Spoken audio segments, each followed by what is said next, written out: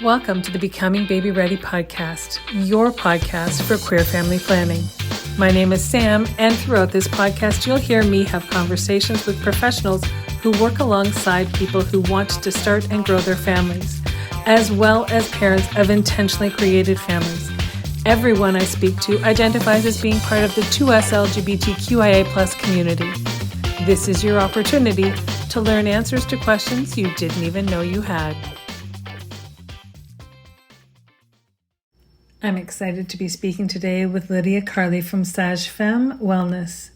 Lydia-Carlie is a registered massage therapist and a doula and so many other things. Today we talk about the role she plays in helping people through their pregnancies, labors, births, and recovery postpartum. Welcome and hello. Today I am extremely excited to be speaking with Lydia-Carlie, who is an RMT and a doula. Welcome. Can you tell us more about who you are and what it is that you do professionally? Sure. My name is Lydia-Carlie, and I am the owner-operator of Sage Femme Wellness in the San Francisco Bay Area of California. I have been a certified massage therapist, or in Canada, a registered massage therapist for 10 years, and I have been a birth and postpartum doula for the last 5. And my goal with my practice has been to bridge what I believe is a huge gap in care when centering birthing people in their pregnancy journeys around physical support through touch and the practical physical touch of, a doula helping you with things when you are holding your baby. But really that we have such an emphasis on prenatal appointments, and there's not a lot of emphasis on caring for someone's physical comfort during their pregnancy, and even less so postpartum. And I think to the detriment of my clients who've had C-sections who, there's no plan for them once they come home from the hospital. If you have any other major surgery like bypass or a joint replacement, there's a plan with PT and nutrition and to help you through recovery. And we don't do that with C-sections. And so my hope is to do what I can to bridge the gap with neuromuscular therapy, massage therapy that is centered around preparation and recovery from birth.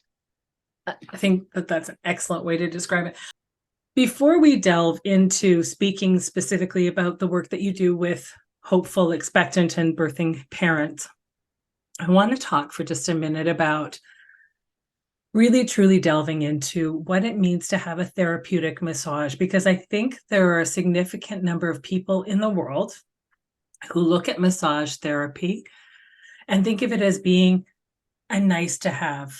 And I think this was highlighted for me, especially during the pandemic when things closed down. And where I am, the governing body for massage therapists in Ontario said that they had to close too, where other practitioners like naturopaths and chiropractors, and chiropractors are hands-on, were allowed to continue to practice because their own governing body didn't even see them as being as critical for care as they can be. I'll give you a little bit of background also about my training. So I'll start with the most recent and work my way back. So from 2021 to 2022, I did a year-long fellowship at University of California at San Francisco, providing massage therapy to patients in the hospital.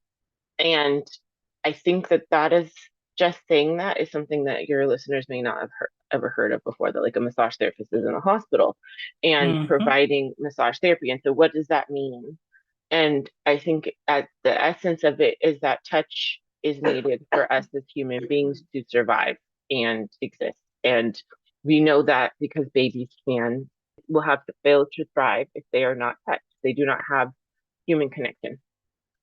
So touch is therapeutic, and how do we get that into the understanding that like we need that as human beings? I think we have regulated massage in the like societal consciousness or like thought that like it is something you do to relax, and that is something that is a luxury.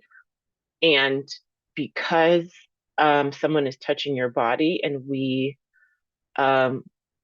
do not normalize non-sexualized touch, that it is something that is very vulnerable as an experience, and so we don't associate it with it being therapeutic. So, I have in my training learned how to provide massage in a variety of environments and to a variety of populations. So, from geriatric to pediatric, from patients who've had brain injuries or stroke to pregnant clients. And so therapeutic massage is anything that helps somebody that has who I think who's in the human condition. I think there's a thought that like the spa massage is not as therapeutic, and that might be the case depending on the training that the massage therapist has. And I think that's part of the bigger conversation is that we don't hold massage therapy education to the same level of maybe scrutiny is the right word as Mhm. other professions. But there are massage therapists who have just as much clinical and therapeutic experience as chiropractors and osteopaths. Absolutely. And the difference, I think, is between what people might consider a spa massage, where like someone is applying lotion to their body, versus a massage where like they have been asked questions about their body. The massage therapist has knowledge of not just the musculoskeletal system, but also their nervous system and their immune system and digestive system, like their physiological function as a human being, and holds all of that in the same space as applying touch to the body. Often, when you go to get a relaxation massage, you're not asked questions about your health history. It's really like very basic questions. Do you have any cuts? Do you have any allergies? Do you have any injuries? If you go to receive a therapeutic massage, you're going to have a more in depth intake so that your massage therapist knows all the things that are present when they are touching your body. If you have a bruising disorder, or if you are on specific medications, if you have had a recent injury, or if you even had a sunburn, because some sunburns can be as, severe as being burned, by a stove. And so knowing how to approach your body based on all that information, I think is the biggest difference Yeah. between the two approaches. I don't know about in the US or where you're practicing, but I know here there are some massage therapists that practice in more spa-like settings who Mm-hmm. don't necessarily have what we consider registration here, perhaps certification where you are, but they're not Right. licensed, but they utilize the title massage therapist without the word certified or registered in front of it. Mm-hmm. And so people Mm-hmm. assume that they're getting the same skill set as someone who Right. has a higher has the full designation that we require to submit to insurance and things like that. Right. Right. Yeah. So to its advantage, I think that Canada having less, like in terms of ratio of states to provinces, that makes things easier because your provinces, I think, sort of talk to each other about regulating that kind of thing. But for every state that we have in the United States, we have different level of like requirements to be a massage therapist Wow. and a certified or licensed massage therapist. So I live in California where it's 500 hours of education is required, but Nebraska and New York require 1,000 hours plus a licensing exam. Hawaii requires 600 hours, but you also need to be CPR or state certified. So that is very frustrating to me as a former massage therapy educator because I feel like we should have, across the board Yeah. requirements. And yes, and so for a long time there was different tiers of certification in California. You could be a massage practitioner if you had less than 500 hours, and then if you had 500 hours or more, you'd be considered a massage therapist. And now, while there's like a baseline of 500 hours, there's still not necessarily an agreement on what the education parameters should be. Right. Yeah. Hmm. And as someone who's committed to the work that you do and improving the health and wellness of the people you're treating, that Hmm. must be frustrating to not have Oh, that it be is. more universal. Oh, 1000%. It's also having taught massage therapy curriculum and taught an advanced program, it's incredibly frustrating Mhm. because when you see that a student can leave a program with 1,350 hours and which is the program that I did initially, and now I have probably close to over like close to 2,500 hours of education. There's such a potential for how massage therapists can be integrated into healthcare. Yeah. And there was an opportunity for that. My understanding is like when California was deciding to add acupuncturists and chiropractors to medical coverage, massage therapists were included on that bill, and then they were removed, at the last minute. And so we had an opportunity, and that was not there, was not taken. But yes, it is very frustrating. I'd say the counterpoint to that is that if someone has the affinity for providing touch therapeutically, but doesn't necessarily have the patience for the more detailed and rigorous part of the education, they can still provide therapeutic touch, just perhaps not in the same Mhm. way as someone who wants to go further in their education within the profession. Thank you for taking a moment, because I know you're here to speak on the Becoming Baby Ready podcast about working with hopeful, expectant, and new parents about Sure. the work you do. And then I'm deviating off of this other conversation, but I really think that it's important when we're speaking to an audience of people who want to start their family through parenting, and they Mm-hmm. may potentially be looking at themselves or their partners carrying or getting a surrogate, and therefore Yeah. I think that the whole picture is important of wellness even before conception. I'm often talking about making sure that you see the naturopath, making sure you see the chiropractor, Mm-hmm. making sure you see your RMT, and Yeah. having all of the things in place to make sure you are as physically well as you are Yes. emotionally well for the journey you're Mm-hmm. embarking upon. Mm-hmm. And I think that this is a critical piece of it. And I don't think, Yeah. as I've said, I don't think enough credence is given to the value of the work that you do. So I wanted to give Thank you an you. opportunity to speak to truly Yeah. how powerful the work you do is. So thank It's you. You're welcome. Thank you for asking. I think that when people come to see me, they often assume that I only see clients that are pregnant or who have just given birth, and I don't. I see a full range of the population because everyone needs touch.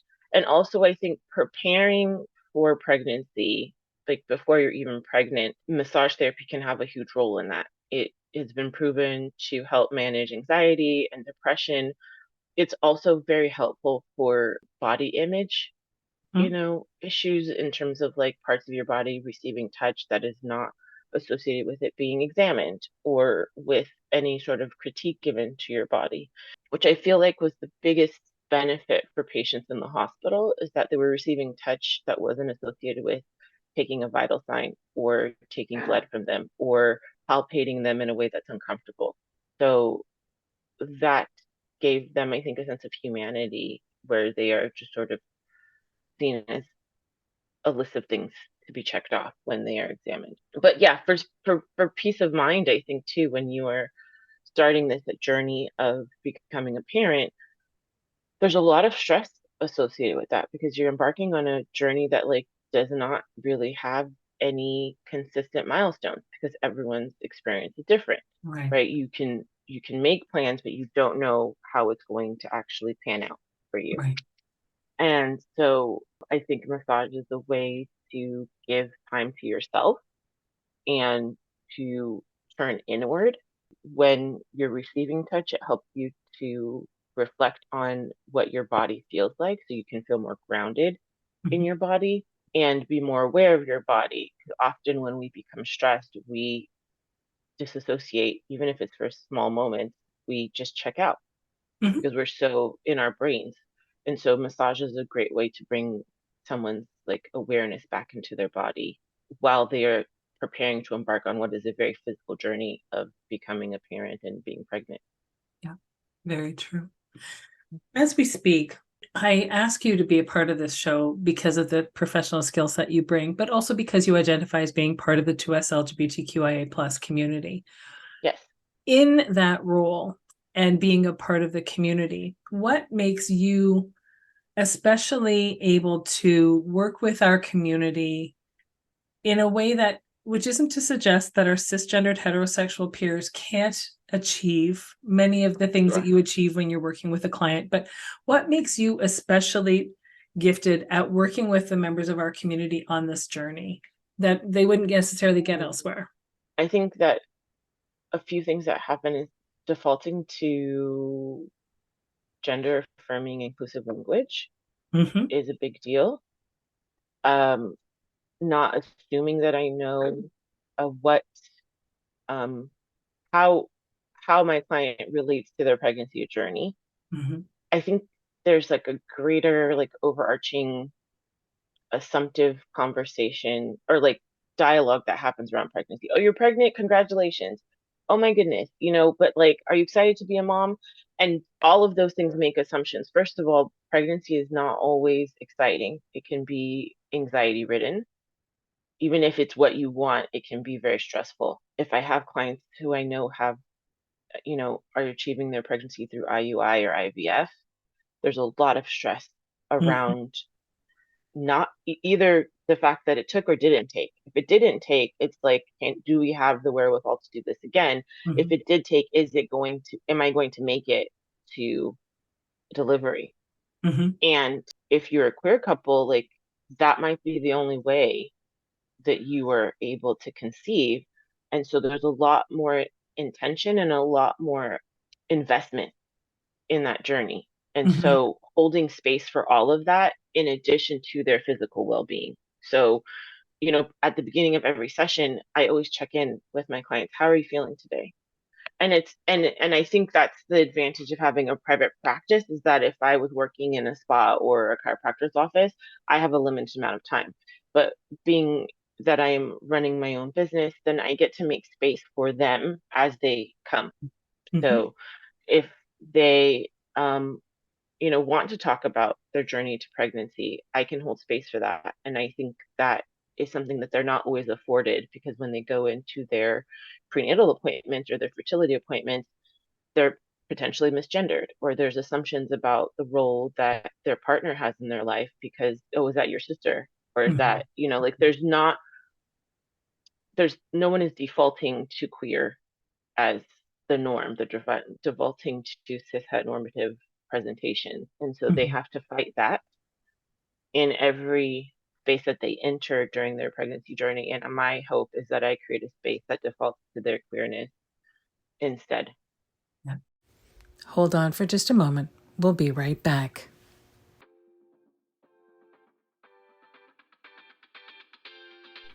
Hey, this is Tom Tracy.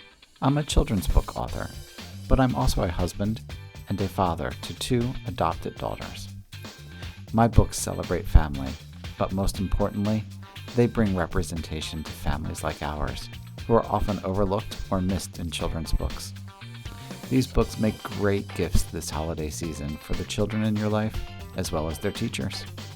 And as a special bonus, any book purchased between now and the end of November will result in a matching donation to a local nonprofit dedicated to working with children and families. You can learn more by visiting my website at www.tomtracybooks.com.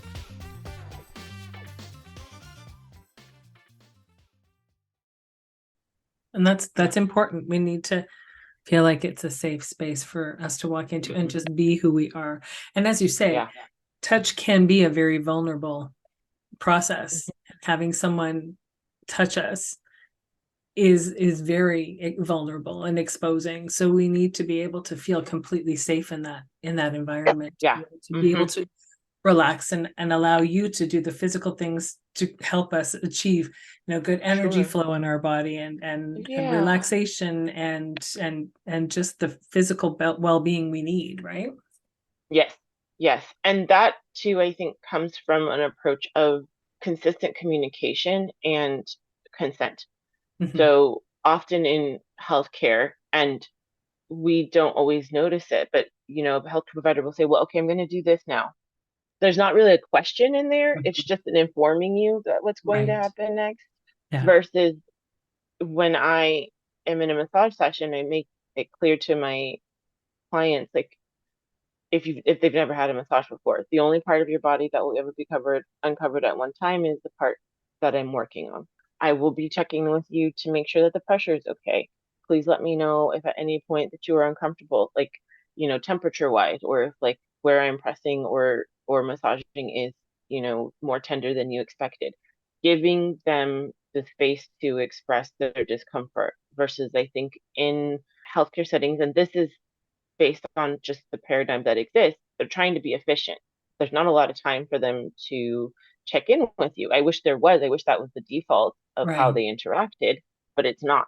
And so it's very procedural. And I don't want massage to ever feel that way for my clients. So giving them the space to talk to me, but also the space to not talk to me if they are being self-reflective in the time that they have on the massage table, then I want them to take advantage of that. But also, if they want to talk and they want to express how they're feeling, because sometimes things come up for people when they receive touch, I will do my best to hold space for that, knowing that I do not have the scope of a psychologist or a psychiatrist, but Oh. being a person who can listen Mhm. is, I think, very important to the space that is created during a massage session. And I would think that that is especially important for members of the 2S LGBTQIA plus community who very often don't have the opportunity to be working with a care provider Mm-hmm. who is also part of the community. So sometimes it's a chance to speak with a healthcare professional, such as yourself, Yeah. who is part of the community, who understands the implied consent that happens with all of Sure. these other Mm-hmm. practitioners, but also understands just I call them microaggressions because that's what they end up being. They're Mm-hmm. microaggressions by misgendering and asking Yeah. who's dad and Yeah. asking on a Right. health history form if two women come in, only one's planning to Right. try and conceive, but both are Sure. given the same paperwork. Like Yeah. these are microaggressions that over time build up. And to Mm-hmm. be able to be somewhere with a healthcare professional and be able to safely speak about how these things are making them feel, whether or not it's something that they need to speak further about, or whether they just need to have somewhere safe to vent with someone that they know understands, is Mm-hmm. a huge Mm-hmm. part of care as well. It is. And I also make space for understanding that I may, even though I'm part of the community, that I may not always be the right fit. Right. Sure. And that is something I've told my students in the past, like you're not always the right massage therapist for the client, and that's okay. However, I think knowing that the space I provide is inclusive, they can make the choice. And I'm also just glad that I am a choice that they can make, because sometimes that's also how would I say it?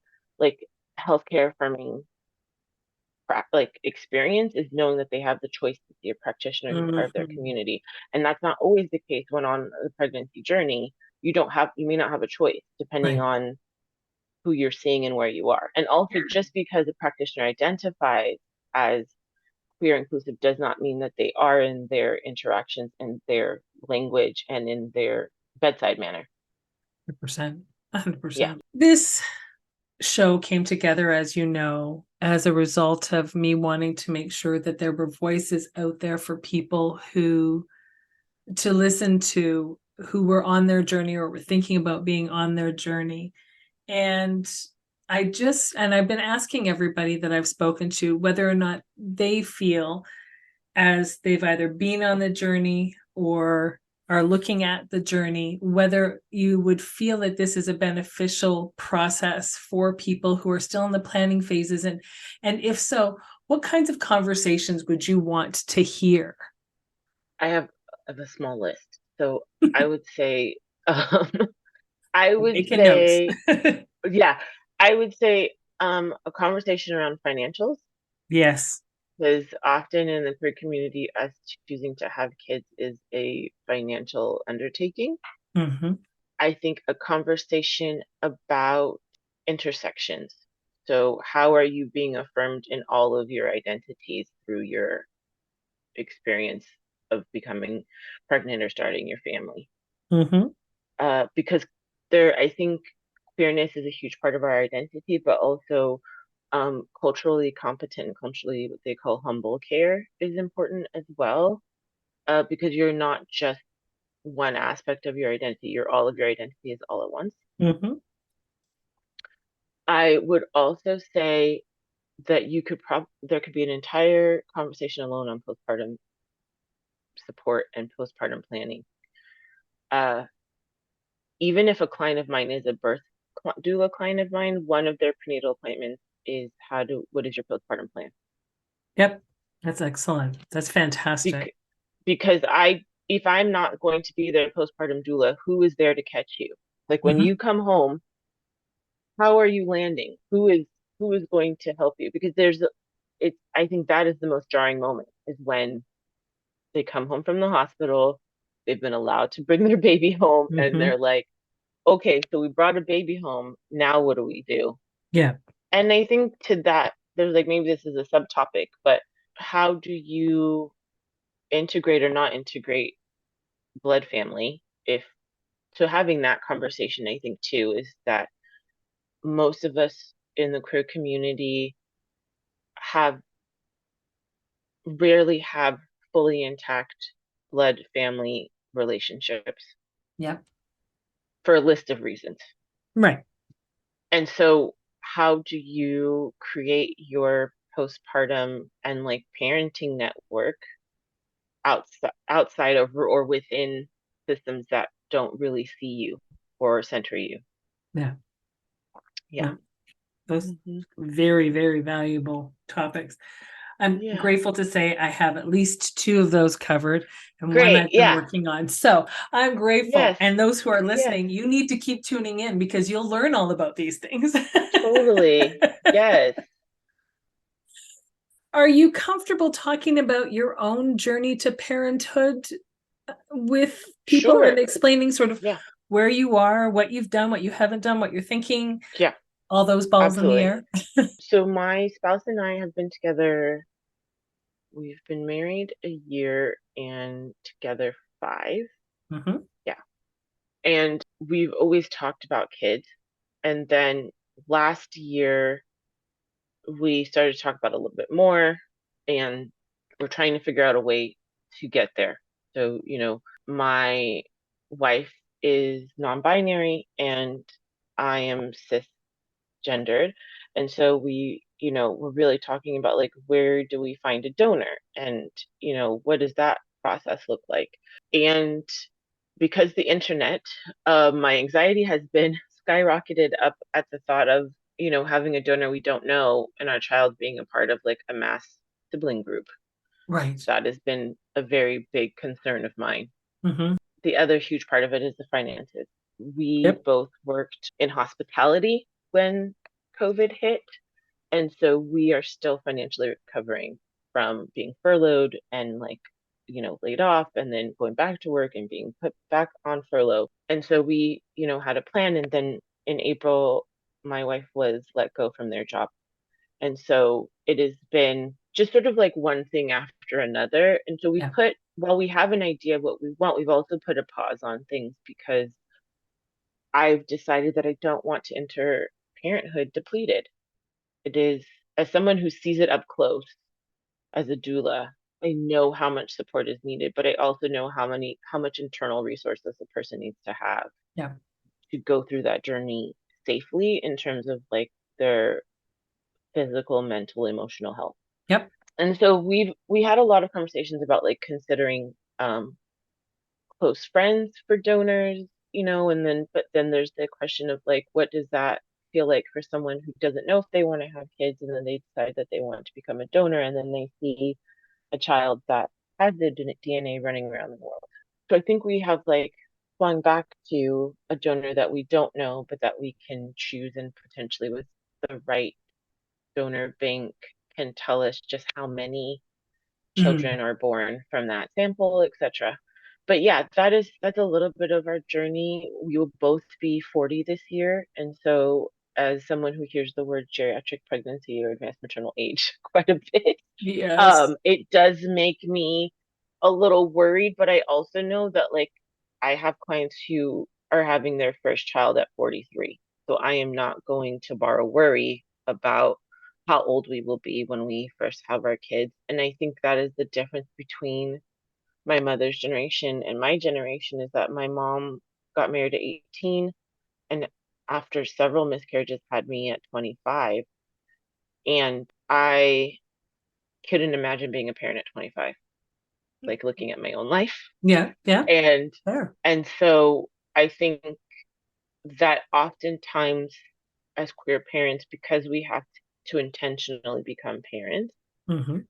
now there are a variety of ways that people become parents, and like, but it means that we'll be taking our time and really creating a foundation of support, because I don't ever want to feel the way that I see my clients feel when they don't have the support that they need.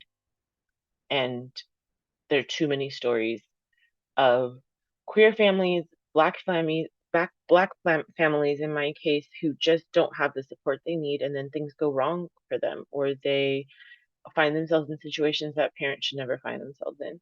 And so I really, for myself, want as much support as possible, and I'm willing to take the time. And I think that is maybe the conversation that I think hopeful parents should think about, is that yes, there are things to consider with age, but also once the journey starts, in some ways there's no turning back. And I'm not saying that, things have to be perfect, but also the things that that you need, please make sure that you have them, because parenthood is depleting, and starting at a disadvantage is not good for anybody involved. Yeah. And I know that that also comes with having access to Right. being able to do so. But I think centering your needs as a parent therefore centers your child. That's the motto of my business, is centering you and your birth. The idea is like, if I'm holding the parent, then they can hold their baby. Right. And so doing what they can to center themselves in their birth experience, because there's millions of people who are concerned with your baby. There's an entire team that comes into a delivery room to see to babies like well-being the minute they are born. Right. Right. But like, there's the doctor, but in my case, there's your doula who's like looking after you. But often, even when people come to visit you, they're like, I want to hold the baby, but who's asking you, like, have you taken a shower? Did you have some water? Are you hungry? When was the last time you Um, ate? Yeah. when's the last time you ate? Like, so that all of that in that little like capsule is just, I think, like a microcosm of the bigger picture of how we center children in terms of like, what they need, but we don't always ask parents what they need. Yep. And we put a lot of responsibility on parents for children, instead of the community helping to support the parents and supporting their children. I fully agree. I have taken up a lot of your time this afternoon, and I really find the way that you talk and the things that you say so wise, and You. I want to keep just chatting and chatting, but I want people to be able to find you. Do Sure. you do virtual sessions at all? How do they learn about you? What resources you offer? All of the things. Right. My website is www.sagefemmewell.com, and for Sage Femme Well, essentially, .com. I am on Facebook and Instagram at sagefemme_wellness. And I am absolutely open to doing virtual consults. I have not recently done like full virtual support, but I've had inquiries recently where clients have asked, could you help us prepare even if you wouldn't attend the birth? So if someone is interested in just having a conversation or looking for support that way, I'm happy to speak to them and tailor something to their needs. Je parle pas français aussi. So I would Oh, be very happy to work with the Quebecois listeners that you have in your population. And yeah, that's a little bit about me. And I really appreciate your time today as well. Like, I need no excuse to talk about all of this. It really just is like a passion of mine. right. And Yes. my hope in the future is to offer workshops around stress management and also childbirth education. So like, that is on the horizon for me, but it's Excellent. not yet something that I'm offering now. Yeah, I think there's a lot to be said for how sleep, breath, and massage therapy are tools of self-care that are not always taken advantage of. Hmm. And I created a workshop for a health fair when I was working in my early career at a corporate gym. And I did it as like a it was like a health fair for the company that week. And so it's something that I've like further developed, and I think it's something that I hope to really sincerely launch before the end of this year, that either people can just purchase and watch, or we can meet weekly kind of thing, to just talk about those three components of like breath, sleep, and massage, and how those things can help you honor your boundaries, your limits, and your needs as a person outside of, you know, where you are on your pregnancy journey. I love that. That's cool. Keep me posted. Let me know. I'd I love to will. be able to tell people about that, because I think Yeah. that would be an invaluable resource for people. Mhm. Thank you so much for your time today. I sincerely appreciate having the chance to talk to you, and I hope we have the opportunity to connect again. Sure, I would love that. Thank you so much. Okay, take care.